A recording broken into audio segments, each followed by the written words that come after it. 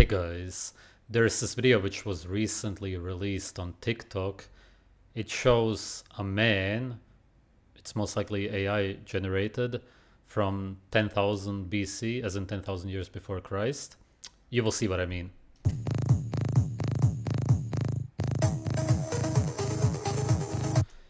It's supposed to be showing a hunter from back in the day.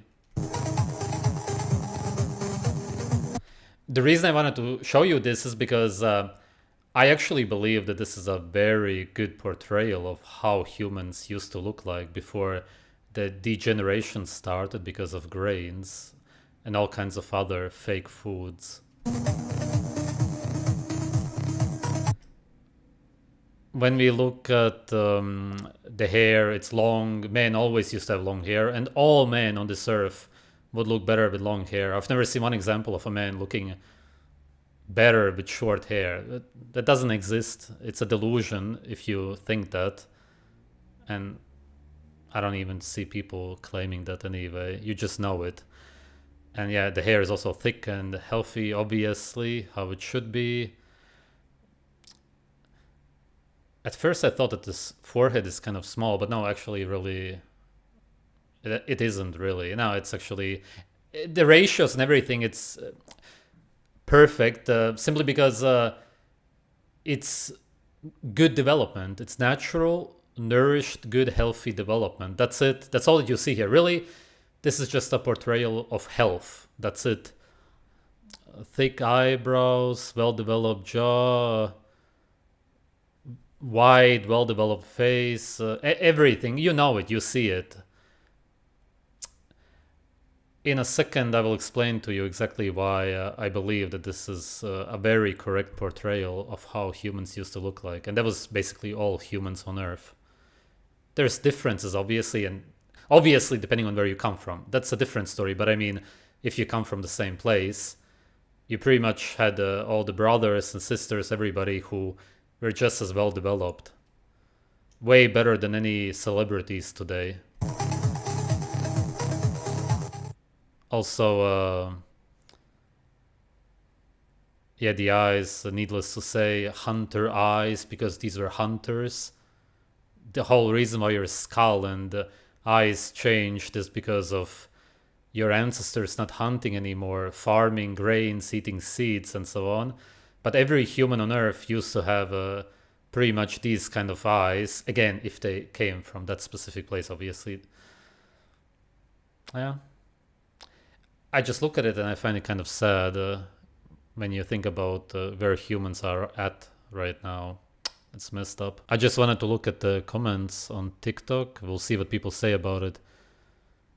Burger King. Realistically, they were chopped.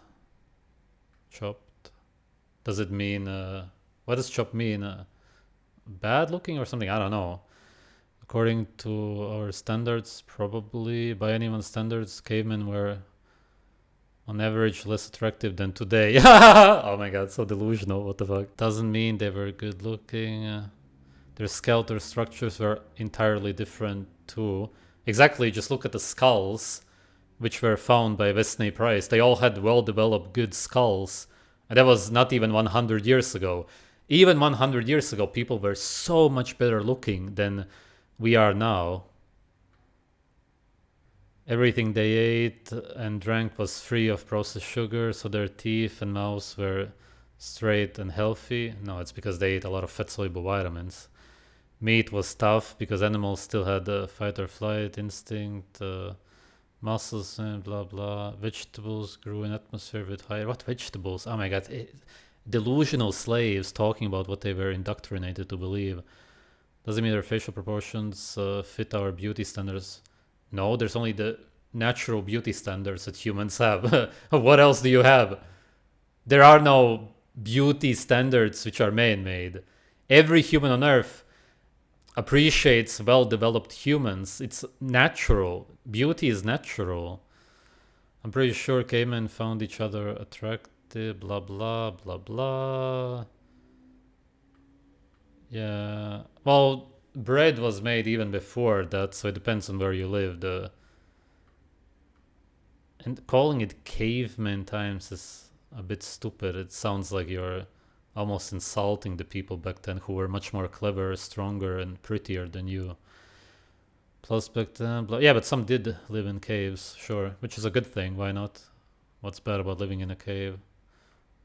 I would prefer living in a cave than the lives that we have today. Yeah, okay, so you get it. Okay, yeah, people are delusional about his looks. I'm not surprised. Such propaganda, cavemen barely looked human and nothing like this. What are you talking about? Their skulls were examined even. Did you guys have biology or history lessons? They were not like that. Oh, yeah, of course, because the books would not lie to you. Now we are gonna analyze a video which is going to show you why that AI portrayal is correct. This is the Marquardt Beauty Mask. It fits everybody who has a beautiful face. It proves that beauty is found in proportions, not features. This science paper shows that facial disproportion, growth patterns away from the ideal, are caused by environmental forces. But let's look at other evidence. This is a baby. Like all babies throughout history, it has predictable facial proportions. A flat face, a small face in proportion to its head, short, flat eyebrows, a slightly retruded lower jaw, chubby cheeks, an upturned nose, a horizontally wide and vertically short face. Just like this baby, this baby, this baby, and this baby. They have different facial features, that's genetic, but their proportions are very similar. Exactly, and I have a long video on Telegram explaining the differences between genetics and nutrition and hormones, because the way you develop after you're a baby, a child, especially during puberty, is all up to the nutrition and hormones. So you can look a certain way as a baby and develop into a completely different human being, a model actor, depending on what you will eat.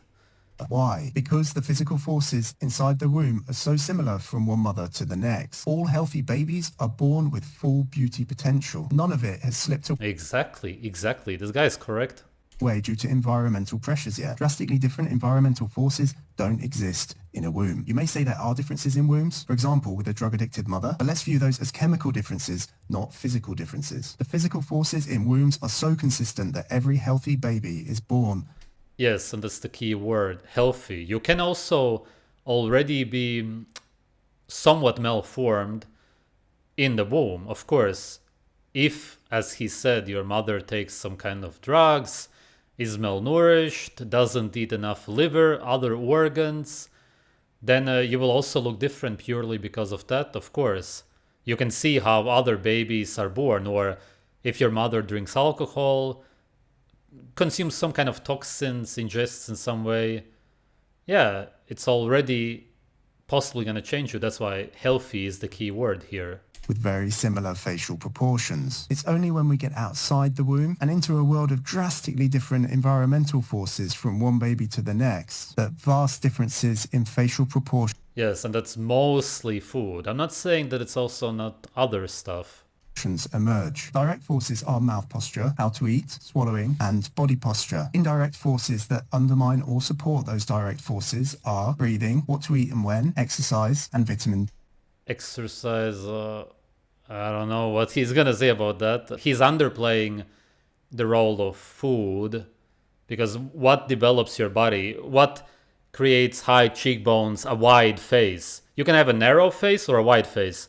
How much of that is genetics? Literally exactly 0%. Completely only nutrition and hormones. An attractive actor, Brad Pitt, who has a wide face, the cheekbones and everything, purely nutrition, 0% genetics. When those 8 forces are concurrently strong, beauty is retained. When they're weak, beauty proportions and beauty potential slips away. Exactly. Yeah. It's about getting enough fat-soluble vitamins, minerals. I have a long black pill video about this in case you haven't seen it. Most of you have. I will link that in the description just in case. After you watch that, you will understand exactly why beauty is nutritional. Let's do a thought experiment. You're in a room with 10 babies. You have no evidence to go on except for their faces. One will be a supermodel, another will have an underbite. Could you pick out? Yeah, exactly. Could you pick it out? No, you couldn't. You can't as a baby, because it's development. It's malnourishment or nourishment. Yeah, exactly. The supermodel and the baby who will grow to have an underbite? Of course you couldn't. Their faces haven't had the chance to change based on... Yeah, that says everything. That's it. You don't really need to see anything else because it perfectly proves to you that your development, your jaw, for example, which is what he's talking about right now, it's all nutrition.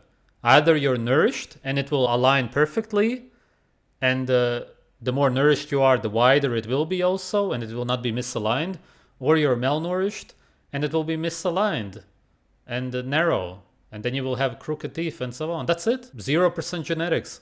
On those 8 environmental factors yet. We never see a baby with a long face like this. And if you did, Exactly, because that's what happens once you develop. you'd say something went drastically wrong. To see an adult like this, and we believe wrongly that it was caused by predetermined genetics. Yeah, and that's bullshit. It makes 0 sense. That's impossible.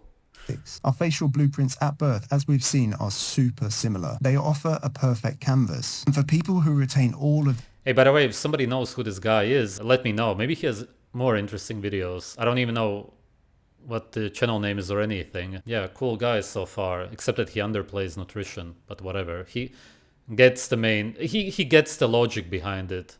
The truth, nature. their beauty potential from birth to adulthood, this beauty mask always fits. You don't need the same genes as someone else to be as beautiful as them. You just need the same properly applied environmental forces. It takes all 8 Yeah, epigenetics essentially, yeah.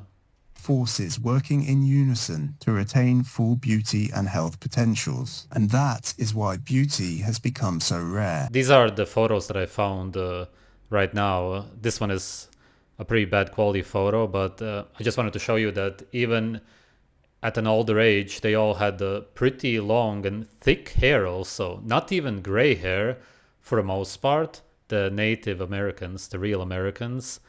And as you can see here, super, fuck, these kind of humans don't even exist. Do you ever see these kind of humans around you today?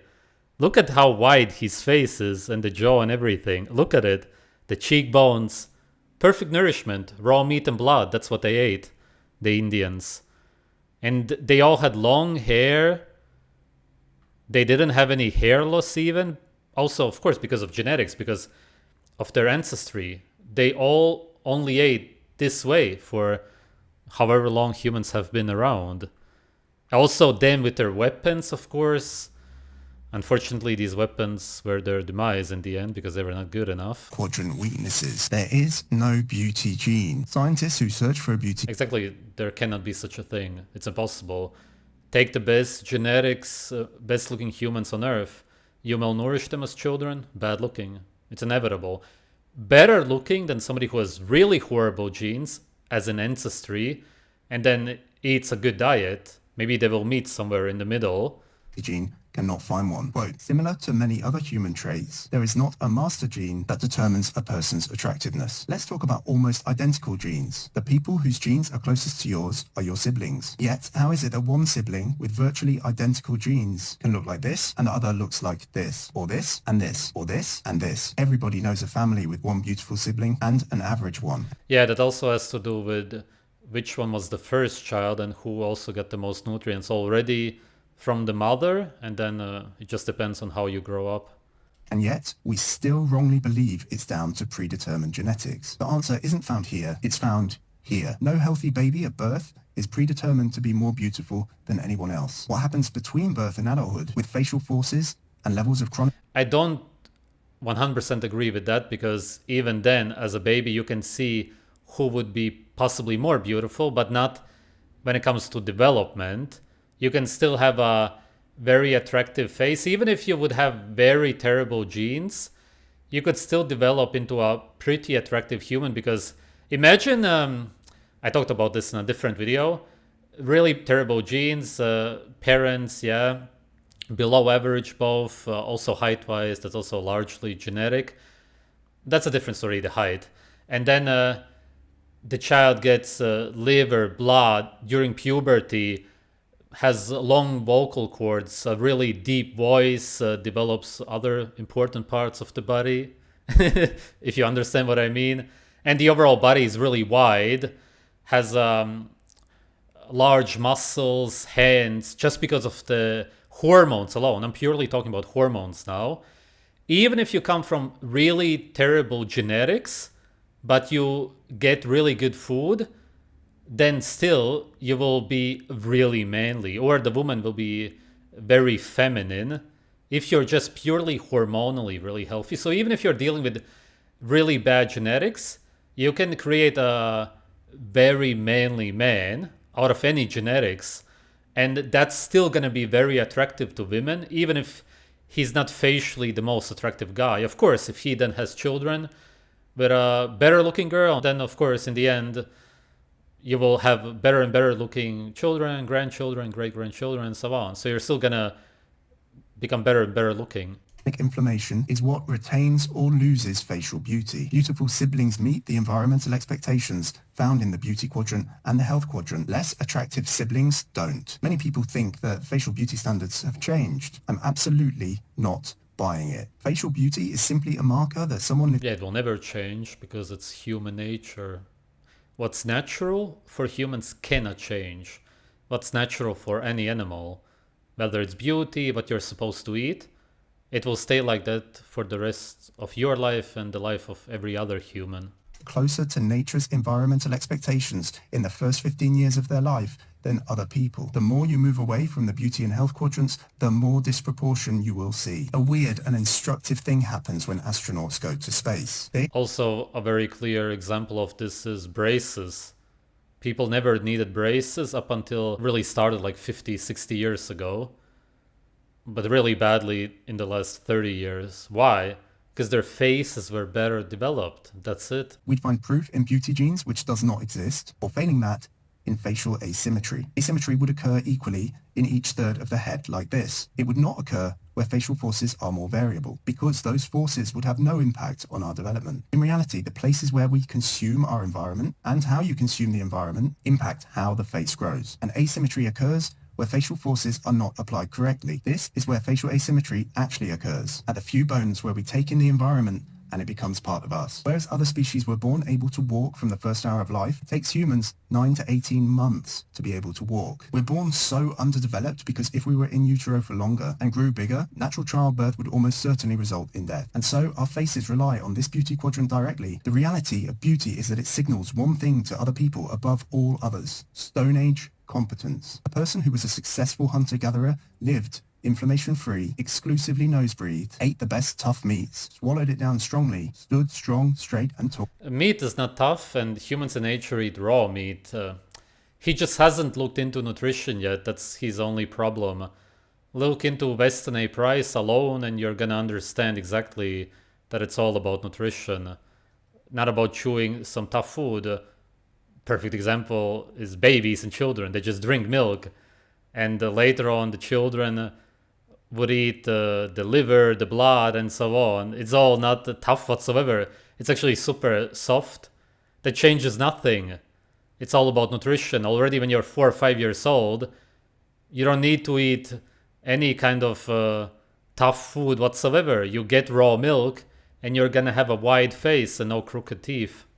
Breathed efficiently, exercised a lot, and got ideal levels They never exercise whatsoever, yeah. Yeah, that he doesn't understand. of vitamin D. Their beauty and health were obvious from their faces and bodies. Facial bones fuse at about 15 years of age. But if you're older and you've wondered why some people age gracefully and other people fall off a cliff, the answer is in how closely those people follow the beauty and health quadrants into old age. If you want to learn how to apply the beauty and health quadrants, read my book, Beauty Potential: How Facial Beauty is Retained or Lost. It's available on Amazon now. Here's a quick start guide. Mouth posture. Always keep your mouth shut whenever you want speaking or eating. Your tongue should rest on your palate. Tip should rest behind the front teeth without touching them. To find where that spot is, say la na da And that's how it is for me, naturally. That's how it should be. Yeah. ta. That spot where the tip of your tongue made contact with your palate is where the tip should rest. How to eat. Babies should be breastfed, and toddlers should pick up food with their hands, not be spoon-fed, as that teaches Yeah, you should be breastfed because of the nutrients, which is, I think, something that he doesn't understand. That's the whole reason. them to swallow without the tongue pressing hard against the mouth because there's a spoon in the way, and food should be tough. This is all irrelevant.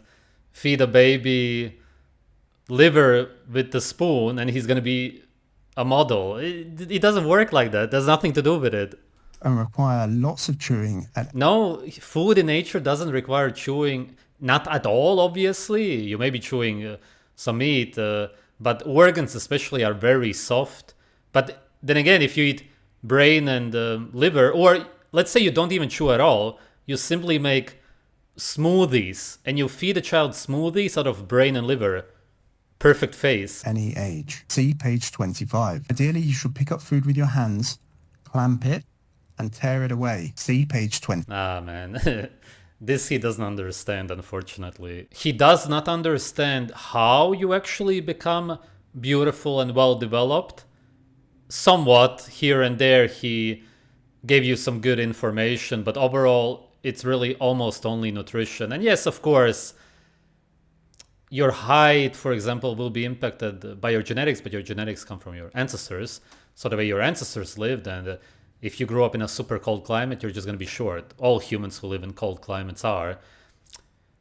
It's impacted by your environment also, not just the food alone. That's my point. But when it comes to your face and how wide it is, the overall body also, shoulders, everything, then it's just going to be nutrition almost only, except if you get some kind of bad toxins, drugs and whatnot, something bad happens in the womb also, your mother consumes something horrible or is malnourished herself, but that's again food. Or as a baby especially, you don't get breastfed. It's nothing to do with sucking the nipple. It's about the nutrients that you're getting. You could suck exactly the same way. If baby formula would come out, you would have crooked teeth and a narrow face, obviously. So it's not that simple. It doesn't work like that. I think that a lot of these people, such as the Mewing guy also, I don't know why, underplay nutrition, even though he even knows about Wesley Price. It's really strange. Still they talk about tough food and your tongue posture. You can do none of that and still have a super well-developed face. It's all about the nutrients that you get, and then your body knows exactly what to do with them. You get enough vitamins A, D, K2, and enough minerals, and your bones and face is gonna develop the way it's naturally supposed to.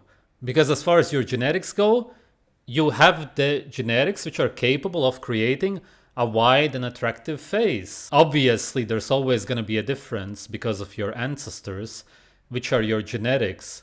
But as far as being well developed, creating the hormones that you require, it's all possible if you're simply well nourished. Overload your body with organs, blood if you can get it. I know that it's hard nowadays. It overall does explain perfectly also by using logic exactly why it makes no sense to blame most of the beauty inadequacies on genetics. No, it's really mostly nutrition. Maybe it's easier because of severe denial for people, especially all the black pillars today, to believe that it's just a magical genetic lottery. It's the garbage that my parents fed me. It's because I was formula fed. All the seed oil fries and super overcooked sausages that I ate in my school. Maybe it's just easier to think it was all out of my control anyway. And for the most part, to be fair, it was, because you don't really think about what you're supposed to eat. Children simply rely on their surroundings, especially their parents, to give them good food.